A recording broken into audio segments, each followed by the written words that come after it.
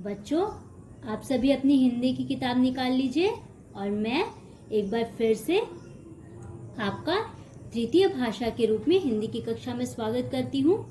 तो बच्चों, हमने पिछली कक्षा में स्वर वर्णों के बारे में पढ़ा था। तो मैं आशा करती हूँ कि आप घर में स्वर वर्णों को सस्वर वाचन किया होगा और अब आपको स्वर वर्णों को पहचानने में कठिनाई नहीं होगी। तो बच्चों, चलिए आज हम व्यंजन वर्णों को पहचानेंगे। तो बच्चों, व्यंजन वर्णों की शुरुआत करने से पहले हमें ये जानना जरूरी है कि व्यंजन वर्ण हम किसे कहते हैं। तो बच्चों, व्यंजन वर्ण वह वर्ण है जिनके उच्चारण में हमें स्वर वर्णों की आवश्यकता होती है, अर्थात व्यंजन वर्णों का उच्चारण हम स्वतंत्र नहीं कर सकते। तो चलिए बच्चों, हम व्यंजन वर्णों की शुरुआत करते हैं। हमारा पहला वर्ण है क। क्या है?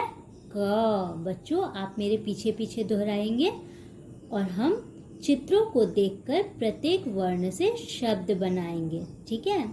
तो हमारा पहला वर्ण है क। क से कबूतर। दूसरा वर्ण है ख।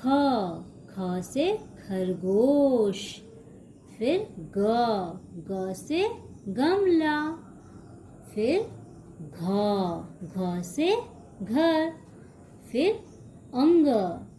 बच्चों, अंग में हम देख रहे हैं कोई भी चित्र नहीं है, क्योंकि अंग से बच्चों कोई भी अक्षर नहीं बनता। फिर च।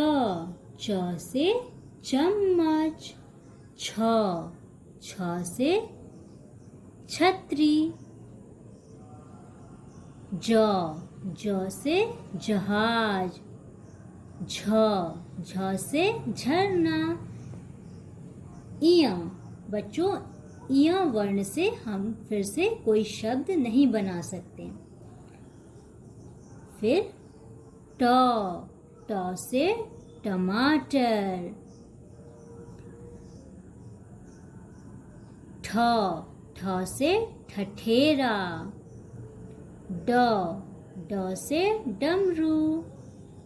ढ। ढ से ढक्कन। अण। बच्चों, फिर से अण से हम कोई शब्द नहीं बना सकते।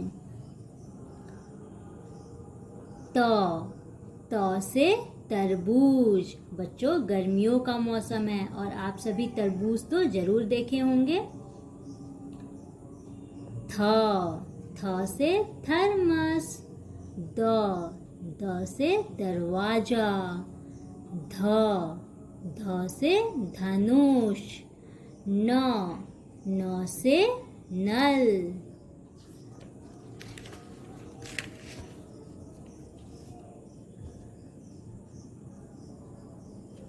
प। प से पतंग। फ। फ से फल। ब। ब से बकरी। भ। भ से भालू। म। म से मछली।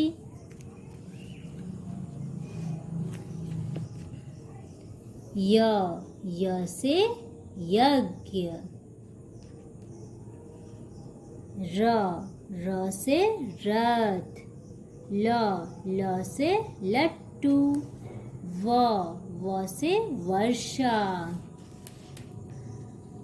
बच्चों, अब हम यहाँ पर 3 अलग अलग प्रकार के श पाएंगे। यहाँ पर 3 अलग अलग श वर्ण हैं जिनका भिन्न भिन्न उच्चारण है।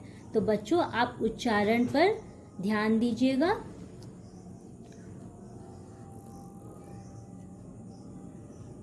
पहला हमारा जो श है वह है तलाबश, ठीक है? श। श से शलगम। फिर है मूर्धन्य श। श से षष्ठकोण। फिर है दंत स। स से समोसा। तो बच्चों, ये है तालाबे श, ये है मूर्धन्य श और ये है स, दंत स। ठीक है। फिर है ह से हल। फिर है श, छ से क्षत्रिय। फिर है त्र से त्रिशूल। फिर ज्ञ से ज्ञानी। फिर श्र से श्रमिक। बच्चों, अब हम यहाँ पर दो वर्ण देख रहे हैं। एक है ड़ और दूसरा है ढ।